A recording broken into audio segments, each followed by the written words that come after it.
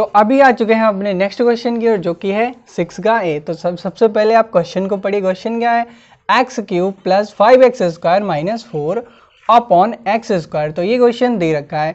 तो अभी आप यहाँ पे चक्कर में पड़ गए कि यहाँ पे हमको करना क्या है, तो हमको कुछ समझ में ही नहीं आ रहा। तो इसको समझने के लिए देखो एक बेसिक चीज़ पे चलते हैं जो हमने पहले पढ़ी थी, a plus B plus C upon D. अगर कुछ इस टाइप से जो है कोई भी वैल्यू या फिर कोई भी मान लिख रखा है तो उसको हम किस तरीके से अलग करेंगे। देखो अलग करने के लिए क्या होगा, ए के अपॉन में डी कर देंगे, बी के अपॉन में डी और सी के अपॉन में डी। अभी नहीं समझ में आया, अभी समझ में आएगा। देखो ए के अपॉन में डी, इसके साथ इसको अलग कर लिया, इसके बाद नेक्स्ट साइन बचा है, इसमें क्या होगा वी अपॉन डी, और इसके बाद सी आ गया तो प्लस सी अपॉन डी। इस तरीके को आप भिन्न से समझ सकते हो। जैसे यहाँ पे लिखा हो 1/2 प्लस 2/4 और प्लस 3/8। तो यहाँ पे जो डी है, डी क्या है, 2, 4 और 8 का लासा है, जो तीनों में जो है कॉमन रहता है। जैसा कि यहाँ पे एक्स स्क्वायर है तो इन तीनों का जो लासा होगा हर का, वो तीनों में क्या रहेगा, सेम, जो कि आ गया 8। और इसके बाद देखो यहाँ पे करके भिन्न को जब हम सॉल्व करेंगे तो यहाँ पे इस टाइप से आ जाएगा, ठीक है, 4, 4 और 3 करके।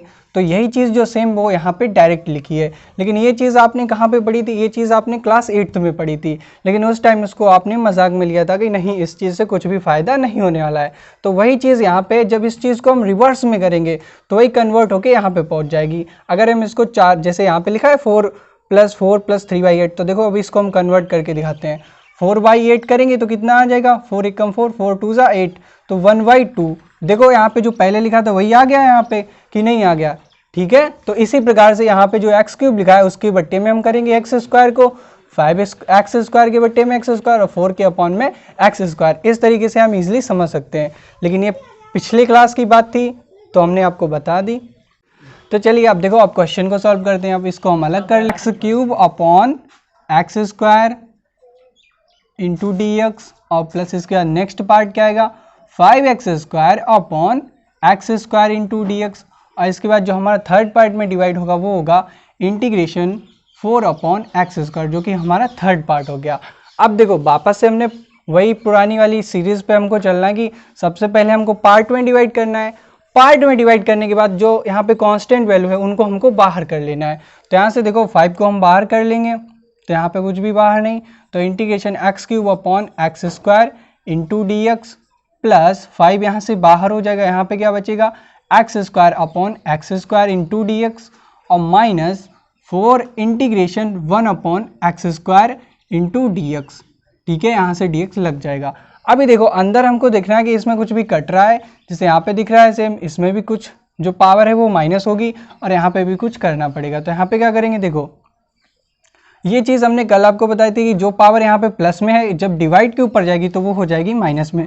जैसे यहाँ पे एक्स क्यूब लिखा है, जब इसको हम वापस भेजेंगे तो वो तो सेम ही है, तो यहाँ से ये 2 माइनस हो जाएगी और इंटू में क्या आ जाएगा, डी एक्स, ठीक है, 5। अब देखो यहाँ पे एक्स स्क्वायर सेम है तो ये तो कट गए, तो यहाँ पे क्या बचा 1 और इसके बाद डी एक्स, और अंत में क्या है 4 इंटीग्रेशन।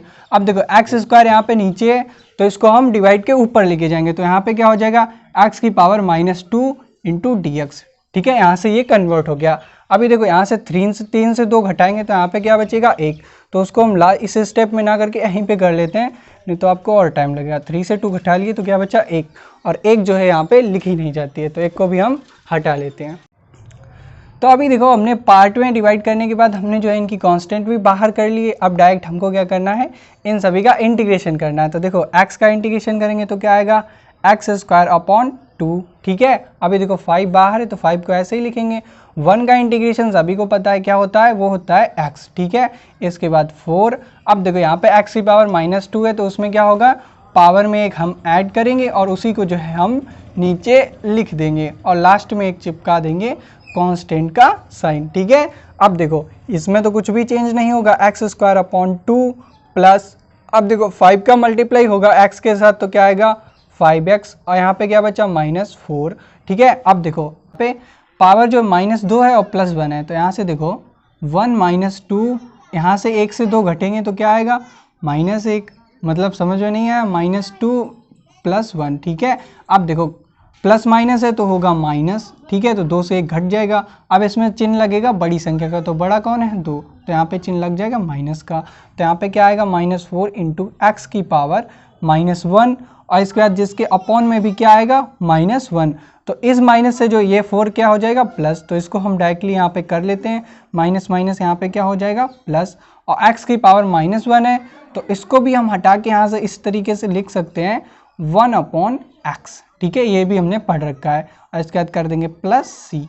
ठीक है, तो अभी इसको एकदम सही तरीके से लिख देते हैं। तो कैसे लिखेंगे, x²/2 + 5x और इसके बाद आएगा +4/x और +c।